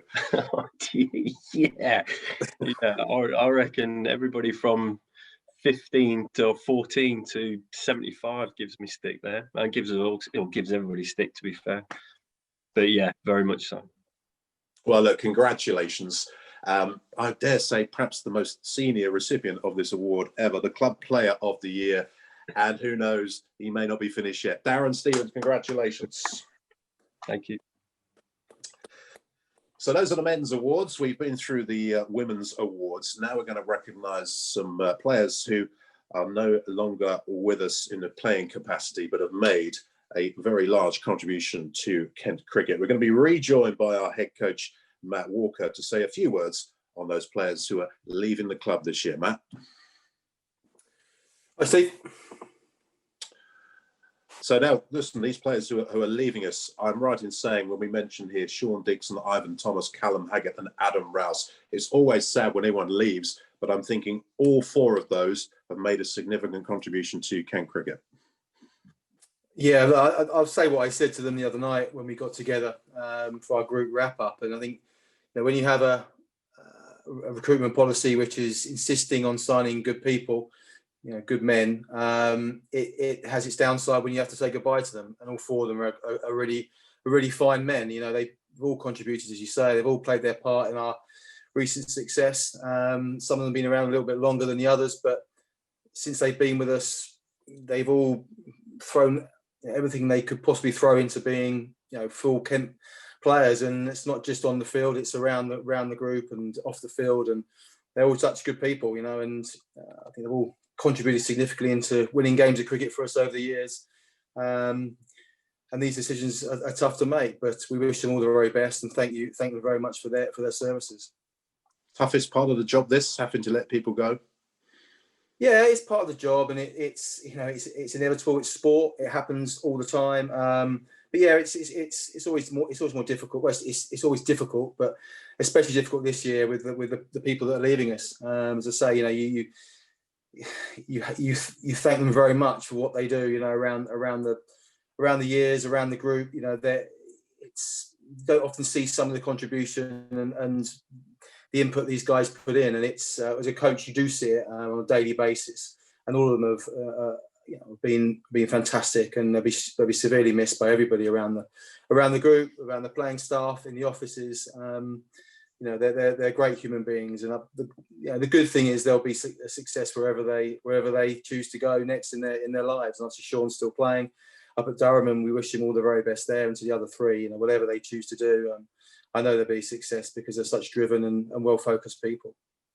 Let's grab a quick word then with one of those leavers, Sean Dixon, who's with us for this Spitfire Awards evening of 2020. Sean, good evening. We're sorry you're leaving us, but how is life up at Durham?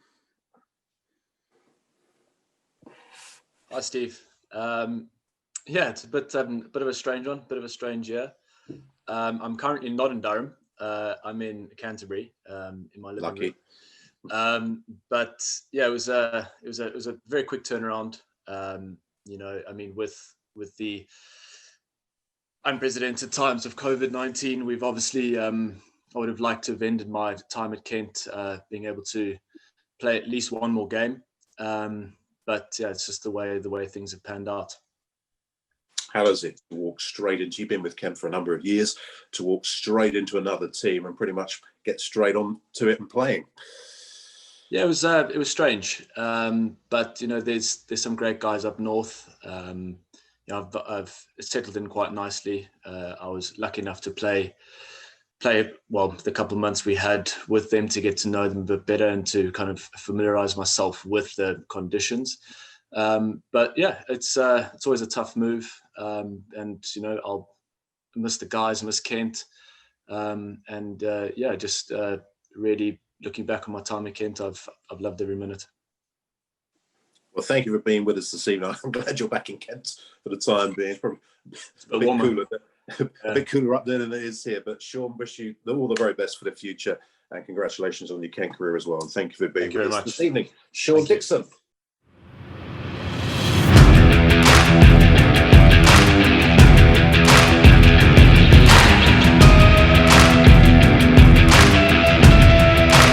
Down the pitch comes Dixon, he's got hold of that.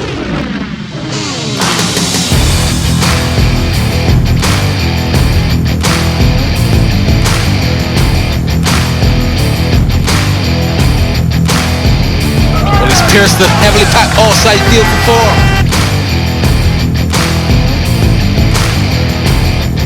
4. Down the pitch comes Dixon, this is a good shot.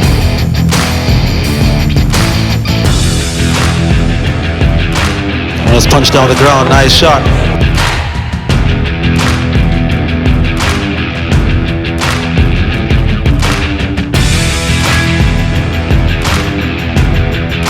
You're driven away like it.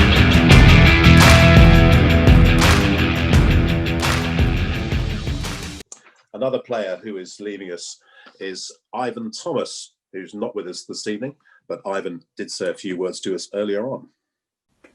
Hi everyone, thank you so much for all the support that you've given me over the last 9 years and before. It's a shame that I'm having to leave, but I've had a fantastic time.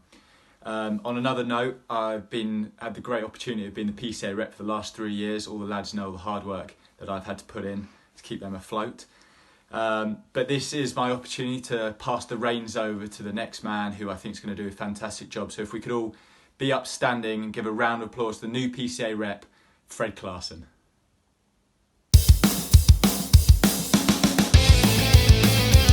Thomas bowls, and oh, he's going low, big shout from him and gone!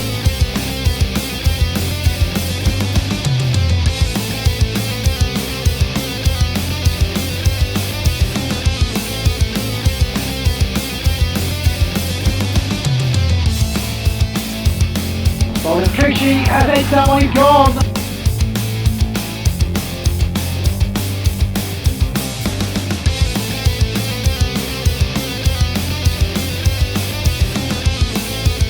Shout for LBW there, but he's bowling around the wicket, he's been given!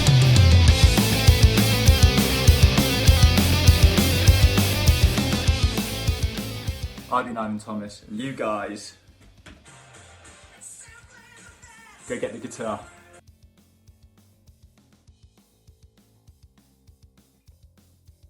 The third of our leavers is Callum Haggett, who, just like Ivan Thomas, gave us a few words earlier.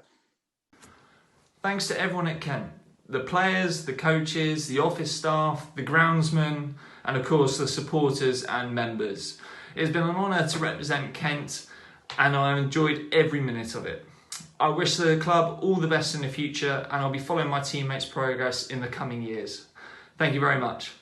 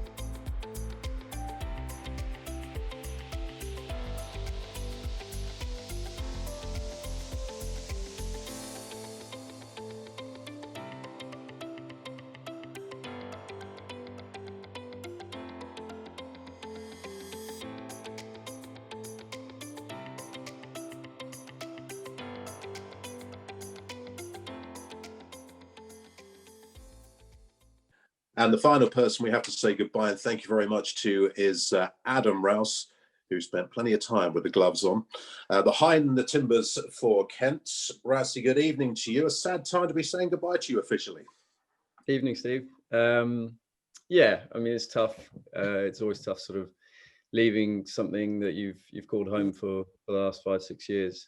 I've absolutely loved my time at Kent. I feel very fortunate that I've had the opportunity. For anyone that sort of followed my career would know that I've retired once before, and this opportunity here at Kent is sort of a second wave for me. So, you know, I've given it everything, thoroughly enjoyed it, and met some great people, made some great friends, and you know, I think just from a personal note, it was just the timing was right for me to explore other avenues that I'm pretty excited about and looking forward to.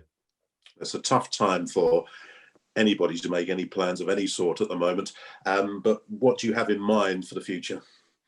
Yeah, so obviously the timing of everything in the landscape is quite unknown, and most people will probably think, you know, it's pretty mad trying to set up something and set up your own business in these times. So, but yeah, I'm looking to open my own gym in London.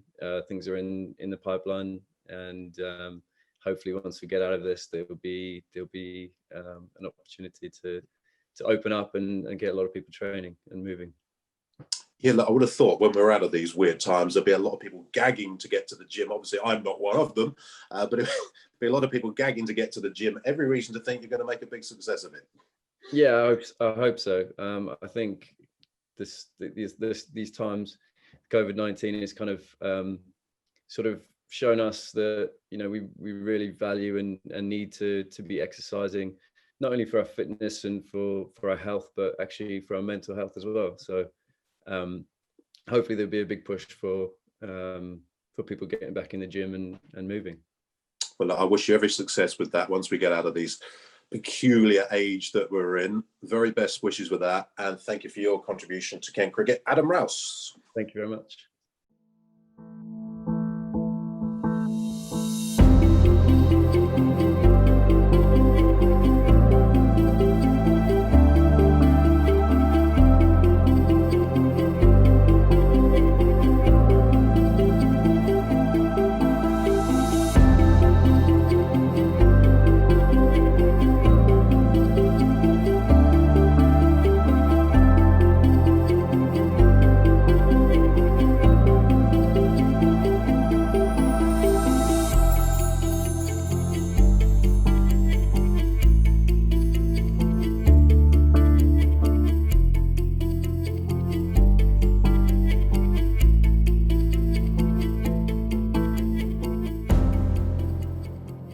Wishes and thanks to all of those leading us this year: Adam Rouse, Callum Haggett, Ivan Thomas, and also Sean Dixon.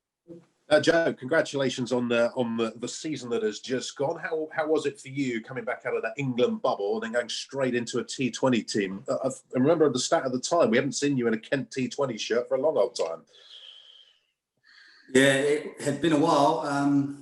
Obviously thoroughly enjoyed my time with England and great to be involved, but it did seem like forever that I hadn't been around the boys, and it was great to be back and get in the changing room and be amongst them, and joining a team in great form as well. So it was great to walk back into the changing room and be amongst them again. What was life like in the bubble? Did it seem to go on and on, rather a drag? Yeah, it was tricky at times. You know, I'm not a golfer. We were able to get around the golf course at Hampshire when we were there, because there's one on the side of the ground.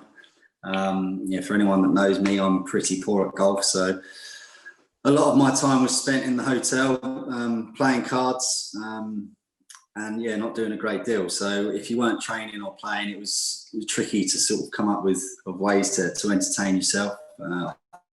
I completed Netflix when I was there, so yeah, that pretty much sums up my time in the bubble. What were your impressions? You've already alluded to it, that when you came back to Kent, they were in a pretty good place. Were you surprised? Were they doing what you expected? No, I certainly wasn't surprised. Myself and Bilbo and Zach were watching on the live stream whenever they were playing, and it was great to see. There was a great energy, just even watching it on the internet, on the live stream. You could tell that there was a great buzz around the place, in the field. There's so much energy and guys performing. Obviously with myself, Sam, and Zach being away for quite a lot of the time, it was a great opportunity for guys to come in and perform and put their hands up. And certainly along the way, there were guys that did that. So great to see, and great to be involved in the back end of the year. And who knows what England selection holds for myself, but I'm really looking forward to being back in a Kent shirt if England doesn't happen. Well, it was one of my moments of the season, perhaps the champagne moment, seeing you, Joe Denley, back in a Kent Spitfire shirt. I loved it. Looking forward to plenty more of that, international duties permitting. Winter well, Joe. Thank you very much. Thanks, mate. Which brings us almost to the end of the 2020 Spitfire Kent Cricket Awards. But to formally wrap things up, it's time to invite back the Chief Exec of Kent Cricket, Simon Story. As we close our 2020 Kent Cricket Spitfire Awards, I would like to express my sincere thanks to everyone who has worked so hard in extraordinary circumstances to ensure Kent Cricket has enjoyed a successful season in this, our 150th year. In adversity, we have discovered the true value of what we mean when we say, together we are Kent. I would like to say thank you to our members and fans, and hope that you have enjoyed the new digital streaming service that has brought you every ball and every match this season. I'd particularly like to acknowledge the support of those members who generously accepted the difficult decision to retain membership fees, and also say thank you to those who donated more than £36,000 in total, including the Century Club, whose funds have been used to refurbish our indoor nets in Canterbury. To our sponsors and commercial partners who have stayed with us and supported us throughout these tough times, thank you. And a particular thanks to Shepherd Neame, who continue to be the most amazing supporters of cricket at all levels across Kent and have sponsored this season's awards. Thanks to those who have put this evening on together in digital format, and indeed thank you to all our Kent Cricket staff who have worked tirelessly this year, including those who sadly are leaving us as the reality of the financial hardship that the club is facing starts to bite. And finally, and once again, thank you to the players and the coaches who have worked so hard to ensure that Kent Cricket has been able to compete at the highest level, and in doing so have continued to inspire the next generation to pick up a bat and ball and be the best that they can be. Thank you all for joining us at home this evening. Clearly, we have a long winter ahead, so we must stay in touch with each other and get through it together. We must stay positive and believe in a brighter post-COVID future. Kent Cricket will survive this crisis, and we all will be working tirelessly in the coming months to prepare for next season. So long as it is safe to do so, we look forward to welcome you all back to the Spitfire Ground Canterbury, the County Ground Beckenham and Tunbridge Wells next summer 2021. Thank you. Thank you to all the members for the outstanding support throughout the 2020 season. Although we did not see you at the Spitfire Ground, we still felt your support from afar. Hopefully we'll see you back in 2021. Cheers.